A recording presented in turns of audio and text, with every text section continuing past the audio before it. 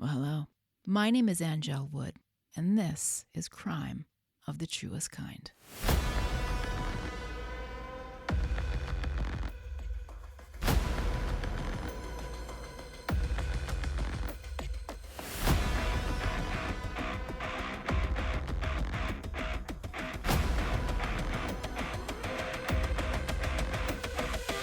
Well, here we go. Season number 3. Hey, everybody. So I went to the True Crime Podcast Festival in Austin, Texas at the end of August. I had a great time. I met a lot of people in the true crime space. I came back energized and ready to rock and roll. While the show technically got its start at the end of 2020, the show's really 2 years old because of that unplanned long hiatus in the middle. So the show's 2 years old. Here we are rolling into season 3 with all of my dogs are going to bark at the same time. Rolling into season 3. Crime of the Truest Kinds, advocacy and action in full effect. I went to the Massachusetts State House last week in Boston and sat in committee and listened to people testify about their experiences in asking for legislative change in regard to domestic violence, coercive control. There were folks testifying about their experience with child sexual abuse, really very serious things. And I have a lot planned. Some of you may have seen the new Facebook group that I've been sharing, Who Killed Karina Homer, a case that I covered in the summer of 2021. Well, there were plans to advocate for unsolved crimes. And I know this is a lot of talking up front, which I try to avoid. But I have a few things to cover, like our first live crime event. It's happening Thursday, November 9th, off Cabot, Beverly, Massachusetts. It'll be part meet and greet, part wine tasting. My lovely friend Diane is pairing some wines for us, cocktails, mocktails, some true crime trivia with prizes, and a live case discussion that we will record for Crime of the Truest Kind. And I have a special guest planned. Tickets are available for the show. Follow Crime of the Truest Kind everywhere. This is a true crime, local history, and storytelling podcast. I write about crimes, yes. I set the scene. I connect story themes. I talk about the things that happened here in Massachusetts and New England. This episode is about a murdered child, drugs, gang violence, witness intimidation, police misconduct, wrongful convictions, and a still unsolved crime. We head to the Boston neighborhood of Roxbury in the murder of 12-year-old Darlene Tiffany Moore. There is so much to talk about in this case. This will be part 1 of 2. Episode 48, Tiffany Moore, Roxbury, Massachusetts.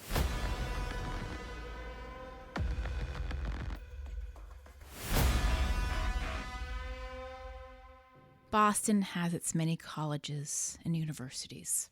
It is a revolving door of fresh-faced students and many bedbugs. But it is a city of neighborhoods. Boston's a big, small town. That might only make sense to some of you. The city of Boston is represented by 22 neighborhoods, or districts. Some were cities and towns on their own that were later annexed to Boston. Roxbury is one of those neighborhoods. Roxbury has Franklin Park and its famed zoo, the hub of Nubian Square, the Shirley Eustace House, and the Victorian Gothic mansion that is home to the National Center of Afro-American Artists. Today, Roxbury is the heart of Black culture in Boston, and the area is in the midst of its own renaissance. New business and housing initiatives are renewing Roxbury's main districts, including Dudley Square, aka Nubian Square, Crosstown, and Grove Hall. In a piece in Boston Magazine by Megan Johnson, a series about living in the Boston districts they call So You Want to Live in Roxbury, Megan writes this: ask any longtime resident and they'll tell you the one word that embodies Roxbury: community. In the 1600s, Roxbury, Rocksberry, was named for its rocky soil. It was highly attractive to colonists thanks to its abundant natural resources. Later, the neighborhood became known for its Irish population, large Latvian community, as well as its Jewish community near Grove Hall. The neighborhood's black community began to develop in the early 1900s. By the mid-20th century, Roxbury became the epicenter of Boston's black culture. Nubian Square, formerly Dudley Square, served as its hub, and soon movie theaters, hotels, and department stores were built there.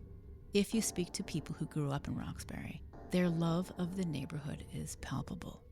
Current and former residents will say they felt it was an immense privilege to grow up there. And they look back on the days when you could hit up Frankie Fresh Records or listen to Wild on the radio before checking out a neighborhood talent show. They recall music producer Maurice Starr, who discovered Roxbury's own New Edition, as well as the New Kids. He would roll up in his drop-top Mercedes, handing out dollars to the neighborhood kids. Residents have the same level of pride for their thriving arts and music community as they did for Shaky, a local man known for hanging around the neighborhood. He has since been immortalized on t-shirts that read, "I grew up in Roxbury," on the back. While there's been significant spillover of college students from Mission Hill and the Fenway in recent years, Roxbury has become increasingly popular with young professionals and families who are attracted to the neighborhood's diversity, exquisite array of architectural history, and price tags slightly less painful than in other areas of the city. Roxbury is filled with lush community gardens, bustling green spaces like Malcolm X Park, where summer basketball tournaments are veritable family reunions, and Highland Park with its landmark Fort Hill Tower surrounded by weeping willow trees. While many fear that gentrification will eliminate the charm and the diversity that Roxbury is known for, newer residents say that, hands down, they've never lived anywhere friendlier. That is in Boston Magazine. And I didn't read any other neighborhood pieces, but like all of the neighborhoods, people who grew up there are being priced out. In Somerville, for example. Right now in Union Square, one of the last places in that city to become a sought-after place to move, the noobs in the new condos have already started to complain about the noise from local businesses that have existed for decades. Sally O'Brien's on Somerville Ave has to stop live music at 11 p.m. thanks to all the new folks complaining. That's like moving to the Fenway and being mad that people show up for baseball. But that's happening in the city with all the bougie people moving in. Roxbury is home to familiar names and many great artists. James Curley, former Boston mayor, born in Roxbury. Gladys Sarah Wood, educator and the first African-American principal in Boston public schools. Louis Eugene Walcott grew up in Roxbury. He would later change his name to Farrakhan when he converted to Islam. Malcolm X lived in Roxbury as a teenager in the early 1940s, and that house on Dale Street has been added to the National Register of Historic Places. New Edition, born in Roxbury, with locals Ricky Bell, Michael Bivins, Bobby Brown, Ronnie DeVoe, and Ralph Tresvant. I have Candy Girl in my head right now. Guru from Gangstar, rest in peace, Guru. Roy Haynes, the award-winning drummer who played with Miles Davis and Sarah Vaughan and Charlie Parker and Thelonious Monk and Ray Charles and Chick Corea and Pat Metheny, you get it? And Roy is still with us at 98. Ed OG rapper. Safe to say, Boston's foremost hip-hop artist. Actress Diane Guerrero grew up in Roxbury. Fans of Orange's The New Black will remember her as inmate Maritza Ramos. I'll come back to you now. A multi-award-winning hip-hop artist, Oompa, also from Roxbury. Friday, August 19th, 1988. It was a cooler day, a welcome relief from the soaring temperatures the city had been suffering through. That summer day was in the low 70s. The city had been in the grips of a heat wave that reached a high of 96 just a few days earlier. The city is hot, and it's crowded. The heat adds to the regular city frustrations. It intensifies the fragrant body odor, the trash, the cooking smells that waft down hallways and through apartment buildings. You cannot forget the smell of the subway in the summer, like it's melting with the weight of the bodies that they slowly distribute to and from their destinations. I remember one particularly sad summer. I had to ride the Orange Line to Charlestown, grab the ferry across the harbor to make my way to the Red Line to Cambridge. I did have a car, but that summer I was too broke to get it repaired right away. So I took buses to subways to ferries to subways. It took twice, maybe even 3 times as long. It's the way of the city dweller, and I was lucky I had the option. I remember I was living in Malden, working in Charlestown, and in Cambridge. Don't think I was working at the station in Lynn yet. I'm pretty sure I was right out of college, and I had a lot of jobs. Boston is typically quieter, less crowded during the summer months with the students gone. That Friday night at 9:22, a call came into Boston police. A woman was yelling into the phone to the 911 operator. There's a little girl shot on Humboldt Ave. That little girl was just sitting on a mailbox, and within seconds, that little girl would be on the ground bleeding. She was just talking with friends until bullets hit her, one to the head, which made her incompatible with life. Darlene Tiffany Moore was 12 years old, and despite many of the articles written at the time of her death saying she was 11, Tiffany, as she was known, was born on November 18, 1975, and died on August 19, 1988, 3 months shy of her 13th birthday. Tiffany was the victim of street violence. I stop at saying the unintended victim because when you ambush a group of people with a loaded gun with the intent to shoot someone, you have intended some victims. Now, being in the inner city, a phrase that is often code for areas with socioeconomic problems, that made the violence of her murder no less traumatic or horrifying or infuriating for the people of Roxbury. What made her death even sadder is that she had only been visiting that summer. She'd been here for 2 weeks.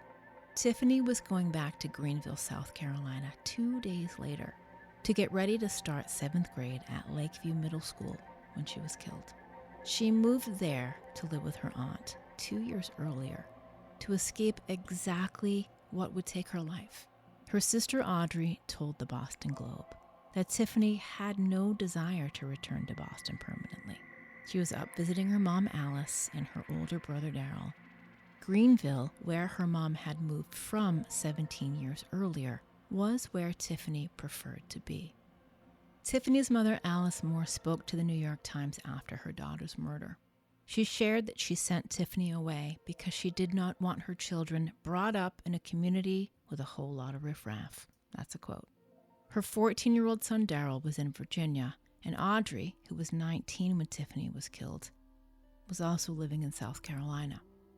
Tiffany liked its quiet and its friendliness. It was calmer. She chose that over the crowded chaos of the city. She was described as friendly and loving, a sweet child who was respectful and polite, and in no way would have put herself in the middle of trouble. It was why she left. It was what she left. She was making her way as an honors student, playing trombone in her school band, learning organ and piano. Tiffany was also a member of the Just Say No program. Those 3 words were first used by the then First Lady Nancy Reagan in 1982 in response to a student who wanted to know what to do if they were offered drugs. Just Say No would become a movement among school-aged kids and a catchphrase, especially with teenagers and young adults. In many ways, it seemed simplistic and absurd. When President Reagan took office in 1981, he vowed to reprioritize this war on drugs that first began when President Nixon made the declaration 10 years earlier. Even though drug use was on the decline in the early 80s, he made it his top priority. U.S. cities would soon be mired in the crack epidemic, the more addictive form of cocaine. Users smoke a concentrated rock form and it goes to the bloodstream immediately for a much faster high. I've never done crack, thankfully, but I have seen Requiem for a Dream. That's about heroin, but it is grim as fuck. Crack devastated communities of color. Crime rates rose and incarceration rates soared. The crack epidemic and the AIDS crisis were hallmarks of the Reagan presidency. There were more, but I remember those from history lessons. We watched the social, cultural, and political conflicts of this time. Some even said this so-called war on drugs was actually a political spectacle that advanced an agenda of religious groups to dismiss social problems that were grounded in economic devastation as individual moral problems that could simply be remedied by just saying no.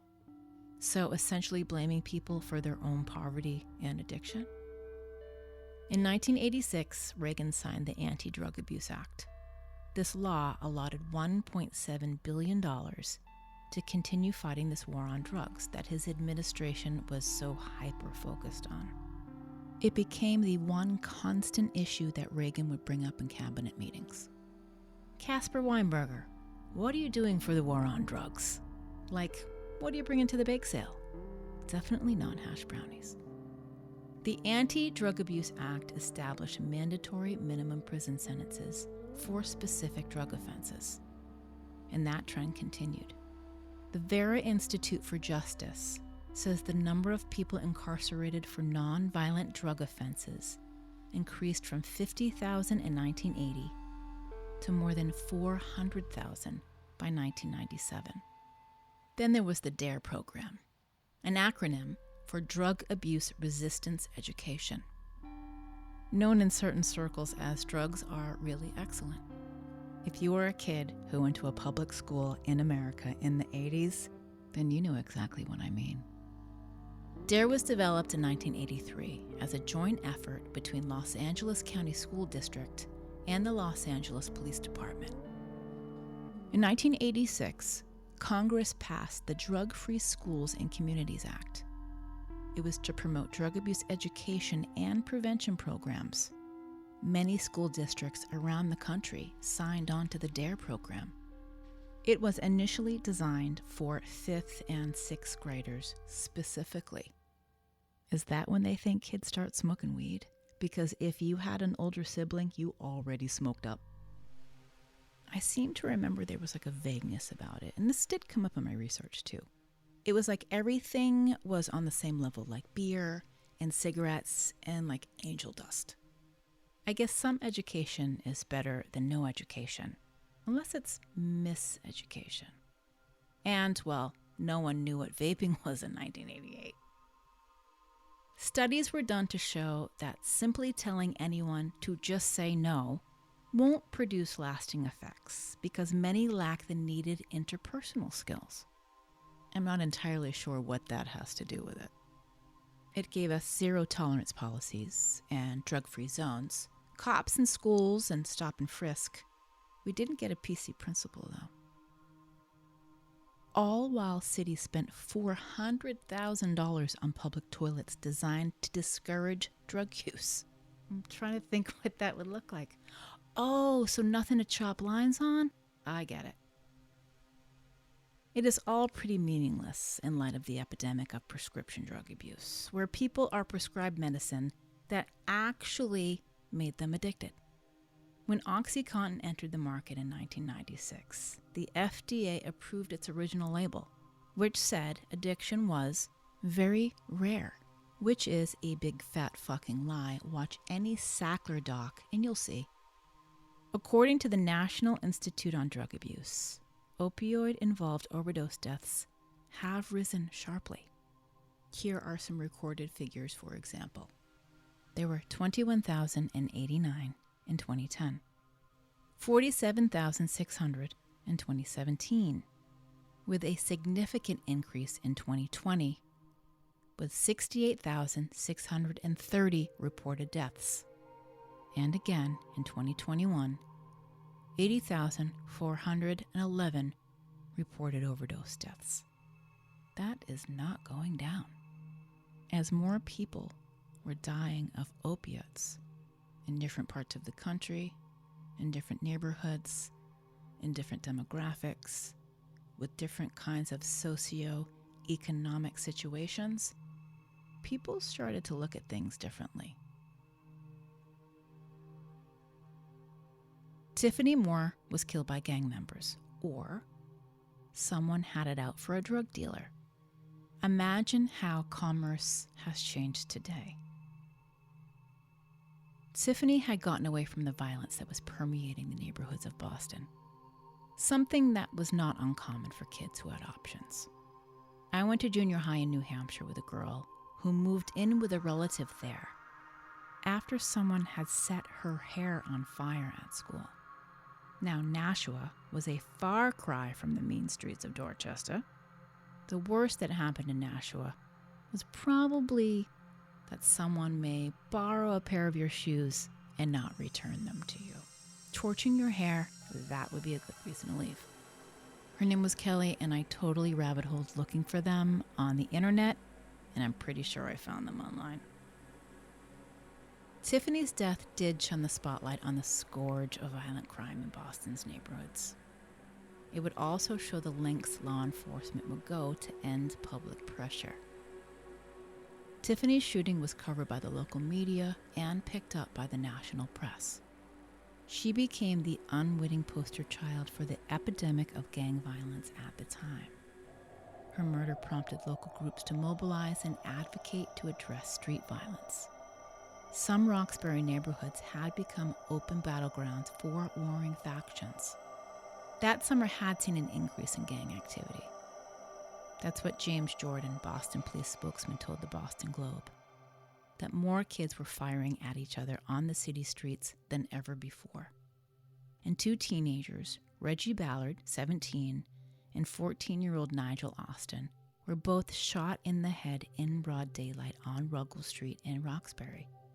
Nigel Austin survived, but Reggie Ballard died that night. Stories like that one and like Tiffany's forced the community to act and get the city to mobilize.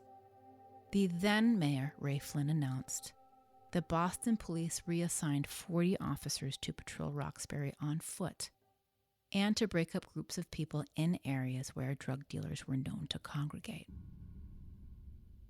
Boston had an extraordinarily high level of racial tensions in the 1970s.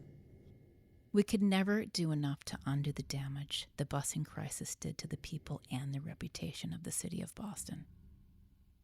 In 1974, in response to decades of racial segregation, the U.S. District Court of the District of Massachusetts required the Boston Public Schools to integrate the city's schools through busing. Court-mandated busing continued until 1988 and elicited outrage among many white Bostonians. It is largely responsible for racist violence and class tensions throughout the 70s and 80s. Anti-busing protests became national news in those years.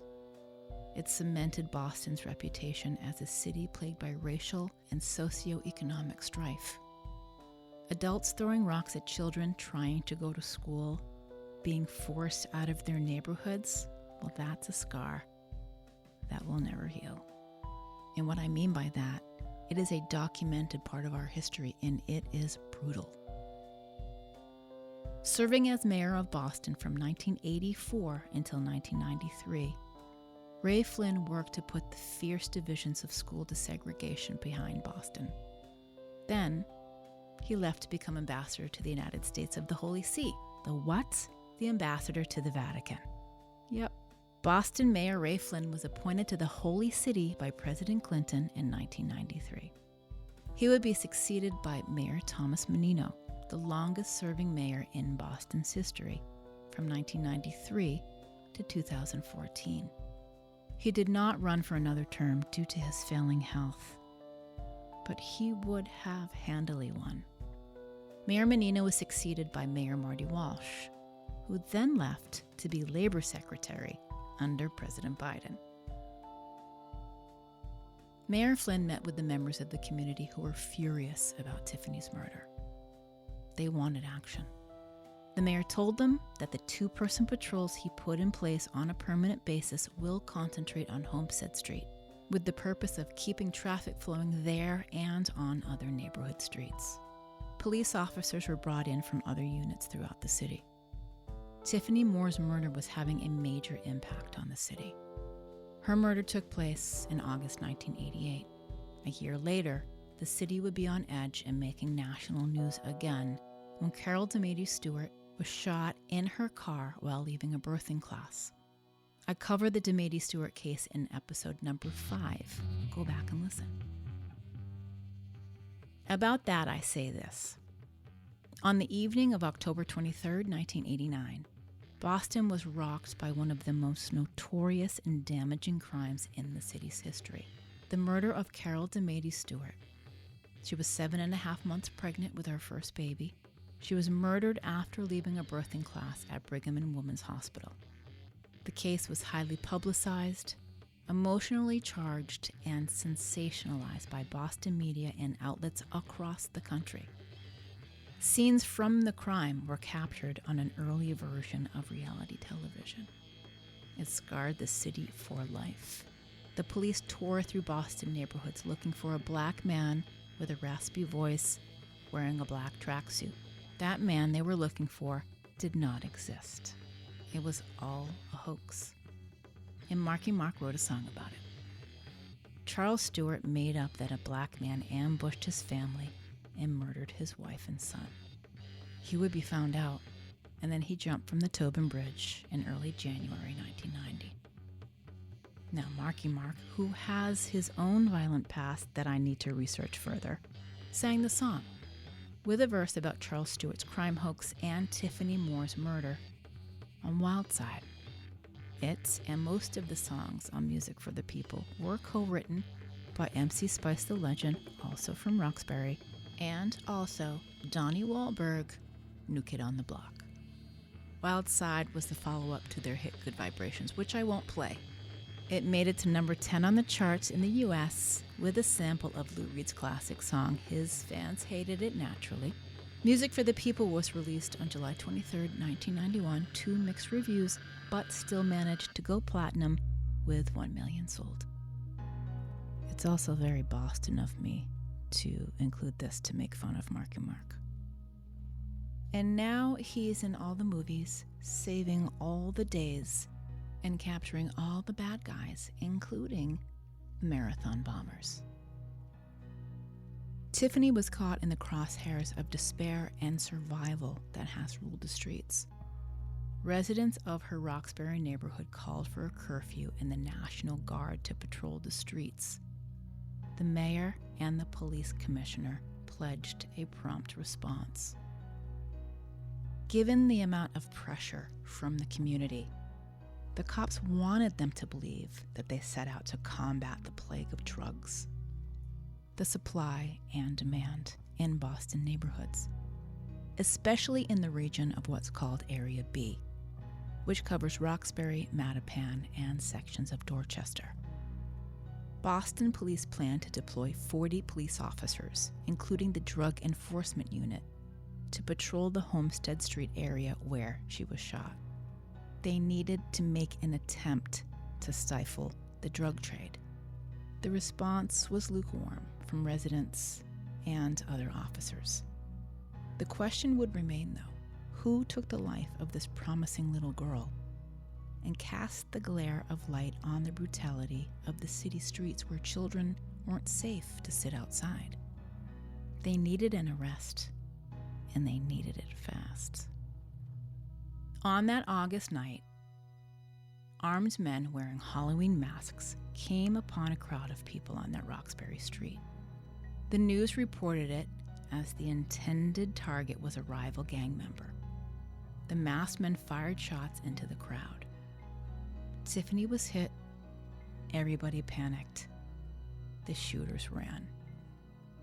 2 men would emerge as suspects. Sean Drumgold from Roxbury, Terrence Taylor of Dorchester. Both 23 were identified by someone in the area who told police they were seen carrying guns several blocks away from the crime scene. 10 days after Tiffany was murdered, an arrest was made and a wave of relief swept across the city. That weekend, Sean Drumgold was arrested for heroin possession. He had also failed to show up that Friday, a week after Tiffany's murder, for a pre-arranged meeting with homicide detectives. Witness statements taken the night of Tiffany's murder ID Drumgold as one of 2 masked men who ran up on a group of about 15 kids and started shooting. It was initially believed that the shooters were targeting some kids or young men who were associates of rival dealers from Humboldt Avenue and Castlegate Road. They called themselves the Humboldt Boys and the Castlegate Raiders. I will say this though, I will forever be curious as to who gets to name the gang. The working theory here was that the shooters were after revenge, possibly for a ripoff that occurred the week before, or the recent stabbing of a Castlegate by some Humboldts. Drumgold got on their radar early, and they were looking for him for questioning. With the help of his mother, police spoke to Sean over the phone, and he agreed to meet. But he was a no-show when the time came. Homicide detectives were after him all weekend. What they didn't know was that Drumgold had been picked up at the Orchard Park housing project in the early morning hours of that Sunday. He was already locked up on drug charges. He gave police the name David Royston, and then he was charged with possession of 26 packets of heroin with intent to distribute. Drumgold was known to the cops, and he was known to use aliases, and he was known to use David Royston.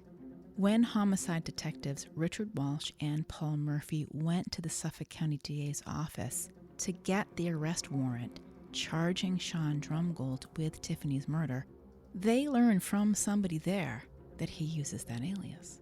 So Sean Drumgold, aka David Royston, was already in custody. That had to make things a little easier.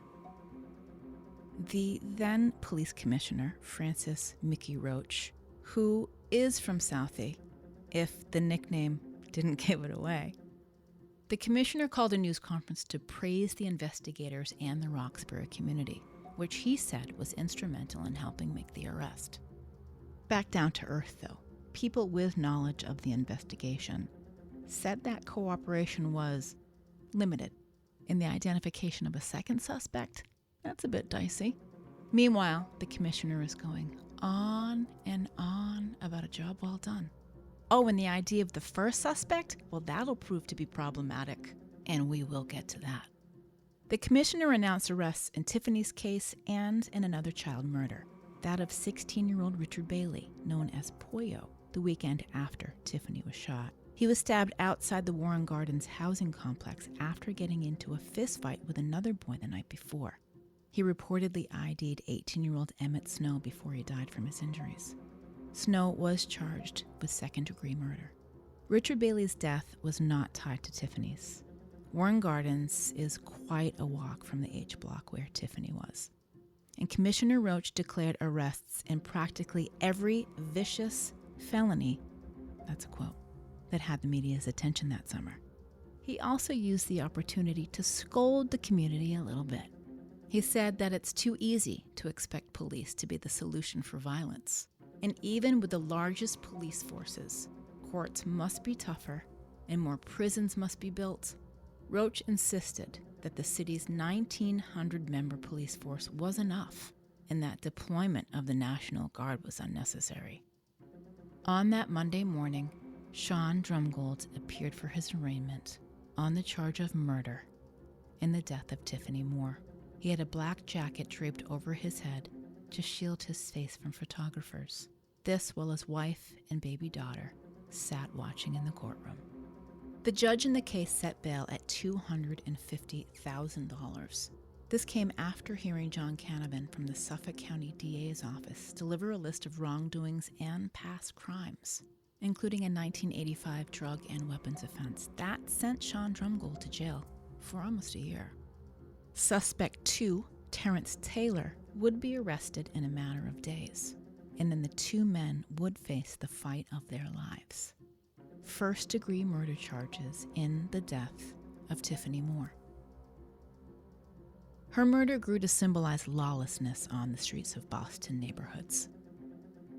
Activists used her death to emphasize how little the city was doing to address crime and poverty in mostly minority neighborhoods. Supporters of Sean Drumgold, his family, his attorney, they saw his arrest as law enforcement bowing to public pressure. His mother, Wanda Drumgold, who lived 1 block from where Tiffany was killed, she said her son was being railroaded. Well, that's a whole other can of worms, my friends.